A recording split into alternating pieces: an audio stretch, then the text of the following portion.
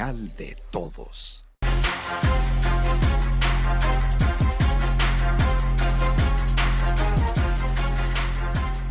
La audiencia, muchas gracias por seguir sintonizándonos y qué bueno que lo hace porque estamos a punto de iniciar una conversación con el doctor Darío Ciambelli. Él es especialista gastroenterólogo. Qué gusto recibirle en el estudio, Doc. ¿Cómo estás? Muchísimas gracias por la invitación, Celia.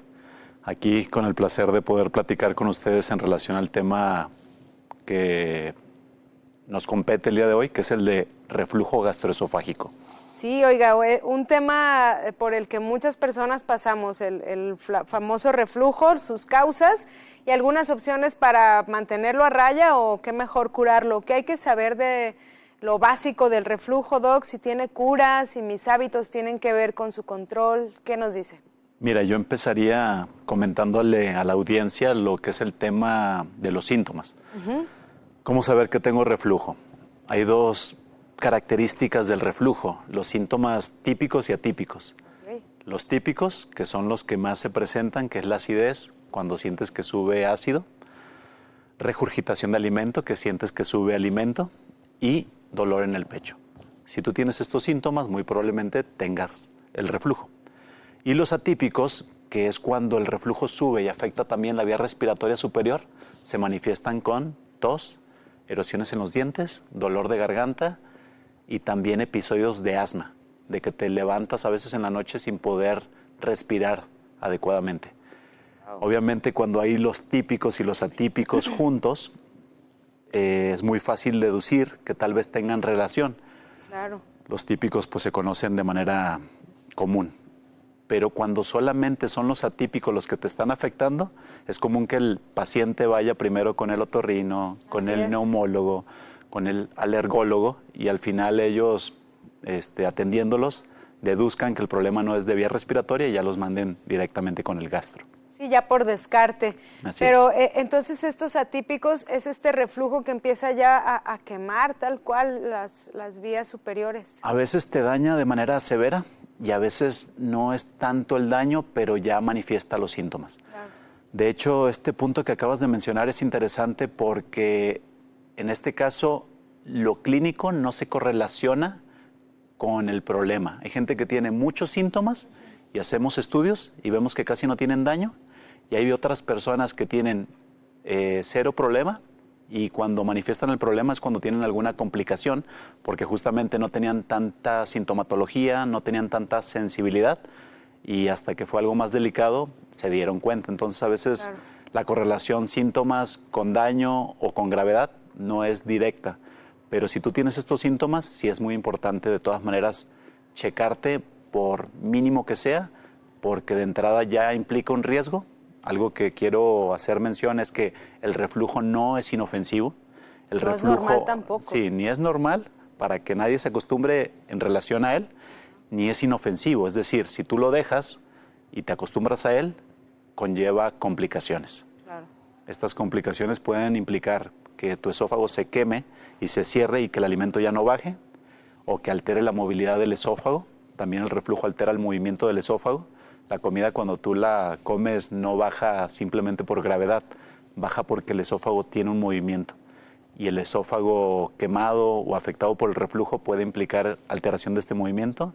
Y lo que es aún peor, si esta quemadura es crónica, puede transformar la mucosa del esófago por una mucosa que puede tener un riesgo a desarrollar cáncer en el esófago. Exacto. Por eso. ¿Úlceras también puede desarrollar, Doc? Sí se pueden, son más raras. Lo más común son erosiones, que es como una herida menos profunda, pero las úlceras pueden llegar a también manifestarse en el esófago. Y cuando el reflujo está conectado con una alteración anatómica que se le llama hernia hiatal, que no sé si alguna vez lo has escuchado. Sí, la hemos oído.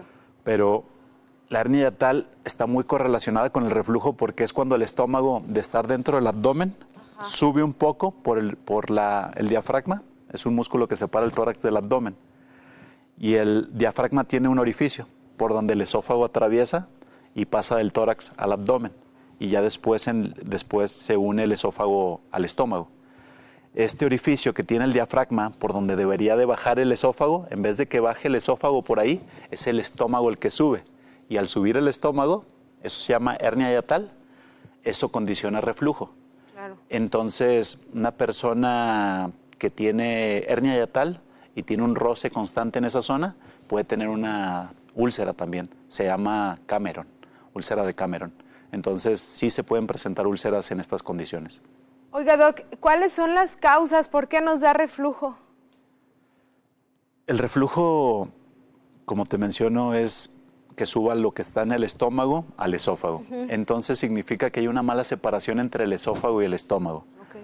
En esta zona hay un esfínter. Se llama esfínter esofágico inferior. Si no tiene la función correcta, que este debería de abrirse para que el alimento baje y cerrarse para que ya no suba, si ya no tiene la función correcta, hay reflujo. Si tienes una alteración anatómica que mencionaba, que es la hernia hiatal, hay reflujo. Pero también hay una parte importante que creo que que las personas que nos están viendo también deberían de conocer, que muchas veces puedes tener síntomas de reflujo sin en realidad tener una enfermedad de reflujo. Y vas a decir, ah, caray, pues ¿cómo está eso, no? Sí. Pero muchas personas llegan al consultorio, se hacen estudios y en realidad lo que tienen no es reflujo, sino un estado de hipersensibilidad en el esófago. Y así suba algo de reflujo que le decimos fisiológico, que es un reflujo normal, y les afecta el esófago y les haga sentir como si tuvieran reflujo. En realidad lo que ellos tienen es una alteración de la sensibilidad llamada esófago hipersensible. Okay. Y los hace pensar que tienen reflujo cuando en realidad no tienen reflujo.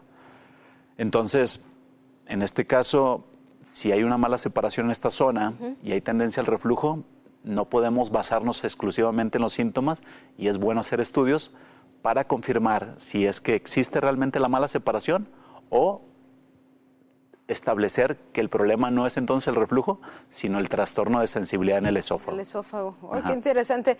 Oye, Doc, nos están llamando a la pausa, pero te invito a que te quedes un bloque más para platicarnos pues de si la única causa es esta, digamos, anomalía en el esfínter o si hay algunas otras situaciones relacionadas, como por ejemplo los hábitos de alimentación y de descanso y todo eso. Hacemos la valoración de las causas y tratamientos. El diagnóstico y tratamiento. Excelente, Doc.